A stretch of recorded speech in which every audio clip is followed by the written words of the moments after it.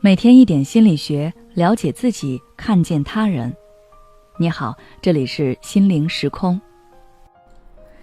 今天想跟大家分享的是，早放弃早成功。在我们的印象中，放弃这个词似乎并不是一个好词，因为我们总觉得放弃就意味着妥协，甚至是失败。但其实有时候学会放弃一些东西，你反而会走向成功。你可能会想，这是什么道理呢？所有长辈从小就教育我们要坚持，不能轻言放弃，吃得苦中苦，方为人上人。为什么放弃反而会走向成功？事实上，除去天才之外，大多数正常人的精力都是有限的，可能会有差距。但是这些差距也都是控制在一定范围之内的。那些成功的人和你之间的差别，往往就体现在精力集中度上。举个例子，17岁的克林顿想要当上美国总统。对于所有人来说，决定从政就需要去华盛顿的政治圈闯荡。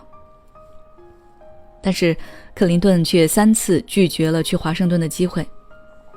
第一次，他放弃了为民主党派候选人拉票，而是去成为一名教授助理，因为拉票的工作并不是他的目标。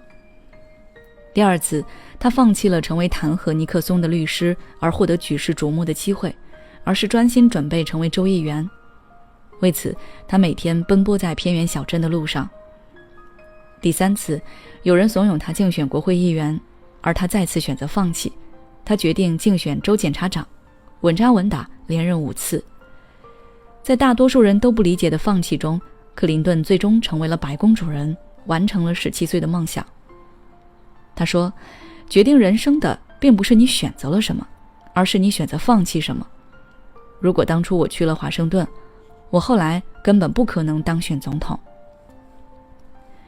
这就提供了一个思路，对于你不擅长、不喜欢的项目和领域，你可以选择直接放弃，把自己所有的精力和时间都放在最优项目上。要知道，努力获得成果的前提是方向要对，它需要一个合适的契机，一个正确的点，才能有所收获。很多人在蹉跎中度过了自己的一生，选择了错误的专业，工作在一个不合适的岗位，勉强支撑着生活，最终陷入了混沌之中。当然，放弃并不是盲目的孤勇，而是需要智慧的。盲目放弃只会把自己逼上绝境，没有解救的办法。那怎么做才是正确的放弃呢？首先，尽可能的多获取知识信息，认识更多的可能性。当你觉得生活的走势不对，而你又无法判断放弃能否改变你的人生轨迹时，你就需要多多获取更多的相关信息。因为很多时候，人是被当前的眼界所局限住了。